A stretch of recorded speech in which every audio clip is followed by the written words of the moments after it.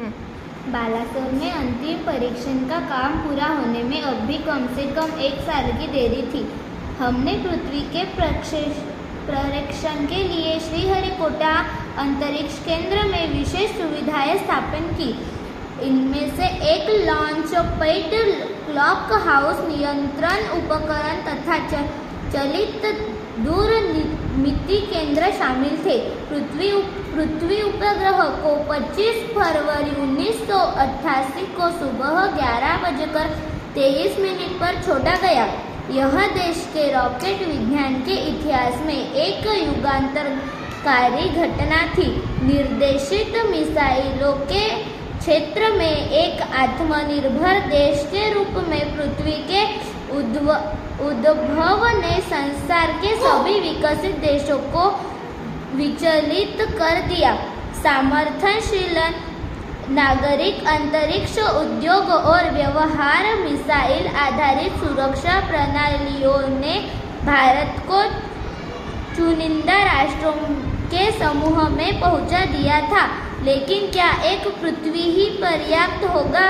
क्या 4-5 मिसाइल प्रणालियों का स्वदेशी विकास हमें पर्याप्त रूप से ताकतवर बना पाएगा? उसी समय अग्नि को एक टेक्नोलॉजी प्रदर्शन परियोजना के रूप में विकसित किया जा रहा था। देश के भीतर उपलब्ध समस्त संसाधनों को दांव पर लगाकर यही एक उत्तर था। अग्नि टीम में 500 से अधिक वैज्ञानिक थे और इन विशाल प्रशिक्षणों में अनेक संगठनों का नेटवर्क बनाया गया था।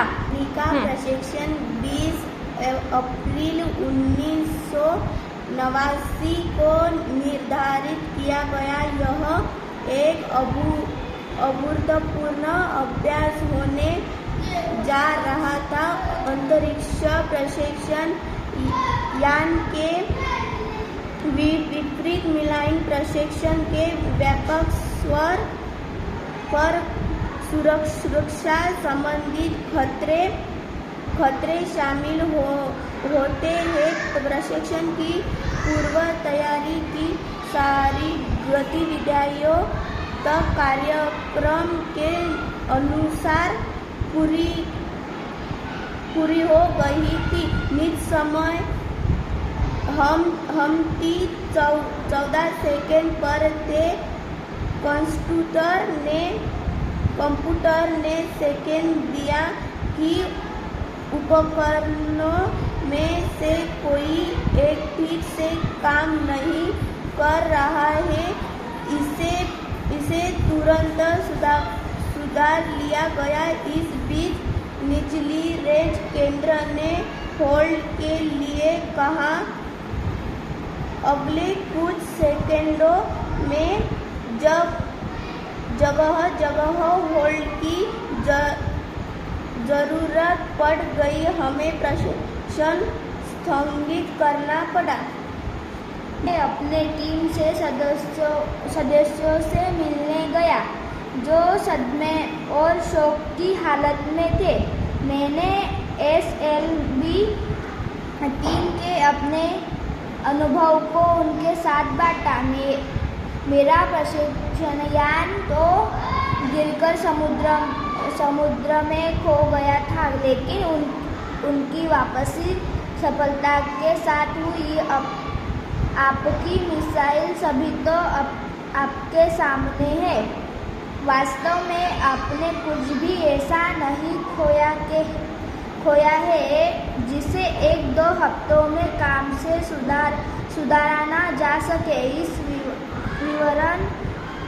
इस विवरण ने उन्हें जोधा की हालत से झकझोर बाहर निकाल लिया और सारी की सारी टीम उपप्रणालियों की जांच और उन्हें ठीक करने के काम से फिर से जुट गई। अगले 10 दिन तक दिन रात चले विश्लेषण के बाद हमारे वैज्ञानिकों मिसाइल को 1 मई 1989 को प्रशिक्षण के लिए तैयार कर लिया, लेकिन स्वचालित कंप्यूटर जांच वगैरह के दौरान